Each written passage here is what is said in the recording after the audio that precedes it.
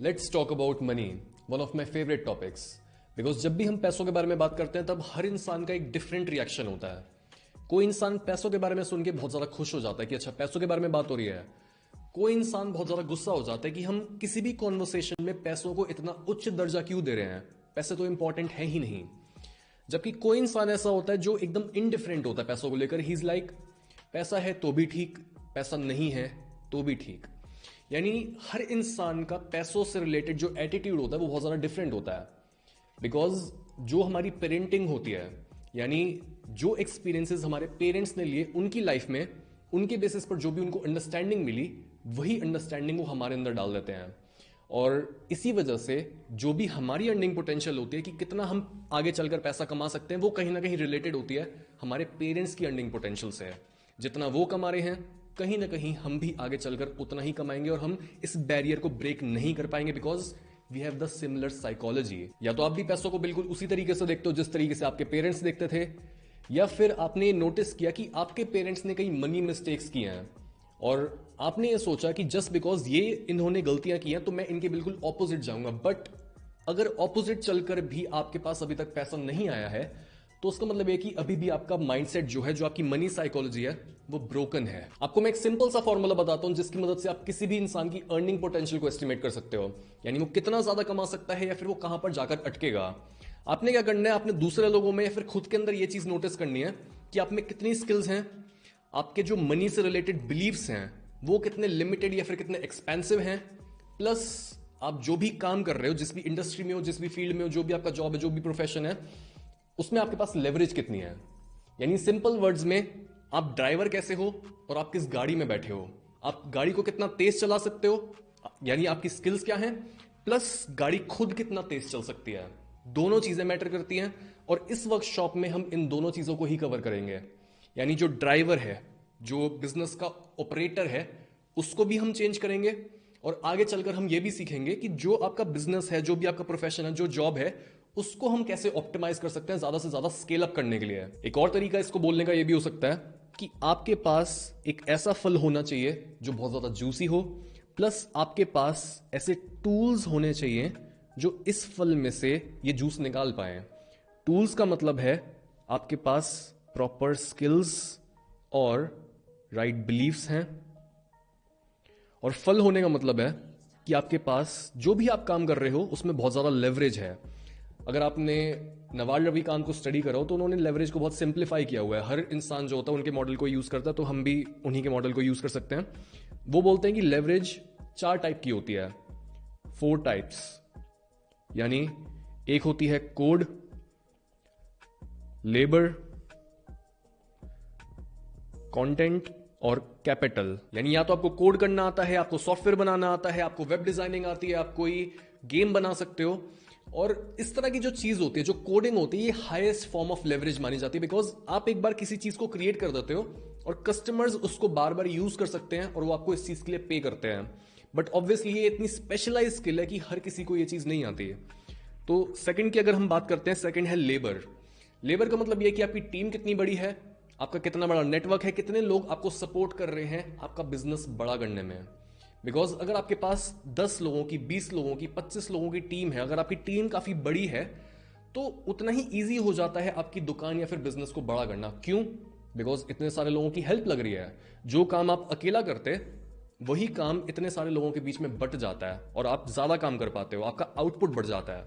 अगला है कंटेंट, यानी जो चीज मैं करता हूं। मेरे इंस्टाग्राम पर जैसे हम देखें 10,000 फॉलोअर होंगे, यूट्यूब पर देखें हम 8 लाख फॉलोअर होंगे, स्पॉटिफाई पर भी कुछ लाख फॉलोअर होंगे, अलग अलग जगह पर हम देखें काफी मतलब डाइवर्स मेरी फॉलोइंग है। उनके आगे कुछ भी मैं पेश करता हूं, कोई ना कोई इंसान कुछ ना कुछ मेरे से बाय करता है। अगर मैं ऐसी भी कोई चीज उनके आगे रख दूं जिनसे मेरी ऑडियंस का कोई रिलेशन ही ना हो, फिर भी वो बिकती है। और ये क्या होता है? ये होता है कंटेंट का लेवरेज। यानी मैं किसी भी प्रोडक्ट को इतने सारे लोगों के आगे सेम टाइम पर पेश कर सकता हूं। जैसे अगर हम ऑफलाइन की बात करें तो ऑफलाइन आपको क्या करना पड़ता है? ऑफलाइन आपको डोर टू डोर जाना पड़ता है, आपको पैम्फलेट्स बांटनी पड़ती है, तो वो बहुत ज्यादा हेडेक वाला चीज होता है, उसमें बहुत ज्यादा टाइम लगता है, उसमें लेवरेज बहुत ज्यादा कम होती है। बट अगर हम कंटेंट डिस्ट्रीब्यूशन के थ्रू देखें तो जो भी आपका प्रोडक्ट है, जो भी आपकी सर्विस है, अगर आपकी कोई रील वायरल होती है, कितना ईजी होता है रील और शॉर्ट्स को वायरल करना। अगर एक बार आपकी कोई चीज चल जाती है तो आपके पास अटेंशन बहुत ज़्यादा होती है, और अटेंशन अपने आप में एक बहुत अच्छी लेवरेज होती है, बहुत ईजी होता है उसको कन्वर्ट करना पैसों में। अगला हम बात करते हैं कैपिटल। कैपिटल का मतलब ऑब्वियस है कि आपके पास पैसा है, और सबको पता है कि पैसों से पैसा बनाना सबसे ईजी होता है।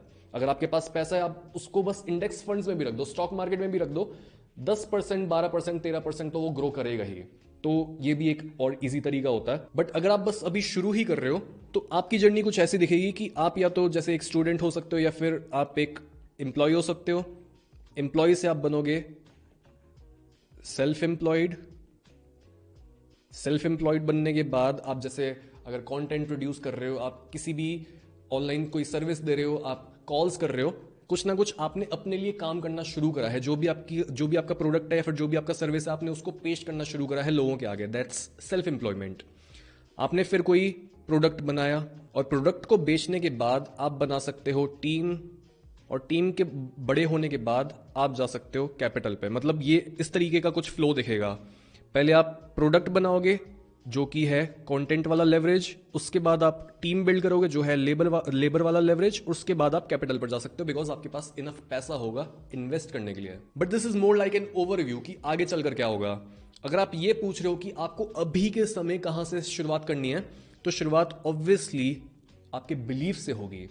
जो भी आपके दिमाग में चल रहा है, अगर आपने उसको नहीं फिक्स करा तो आप जो स्किल्स रिक्वायर्ड है उसके लिए कंसिस्टेंसी मेंटेन नहीं कर पाओगे। अगर मैं आपको ये बोल रहा हूँ कि भाई डोर टू डोर तो आपको जाना ही पड़ेगा आपको, या फिर कॉल तो करनी ही पड़ेगी, कोल्ड कॉल करनी पड़ेगी, रैंडम लोगों को, आपको अननोन लोगों से बात करनी पड़ेगी, दैट्स अ स्किल। बट अगर आप अपने बिलीव्स को सही नहीं करते हो, अगर आपकी साइकोलॉजी ब्रोकन है, तो आप 4-5 लोगों को कॉल करोगे, 4-5 लोगों से, अननोन लोगों से बात करोगे, और आप वहीं पर बोल दोगे कि यार मैं ना बहुत ज़्यादा इंट्रोवर्टेड हूँ, मेरे को बहुत ज़्यादा डर लगता है, इतने सारे मेरे को रिजेक्शन मिल गए हैं, तो मेरे को नहीं लगता कि जो भी मैं प्रोडक्ट बनाना चाह रहा हूँ या फिर जो भी मैं सर्विस देना चाह रहा हूँ वो कोई लेना चाहता है। तो आप खुद को जस्टिफाई कर लोगे और आप खुद को बता दोगे कि भाई मेरे को काम क्यों नहीं करना। ये होता है एक रॉन्ग बिलीफ। तो सबसे फंडामेंटल लेवल पर जो फाउंडेशन होती है वो होती है बिलीफ्स की, माइंडसेट की।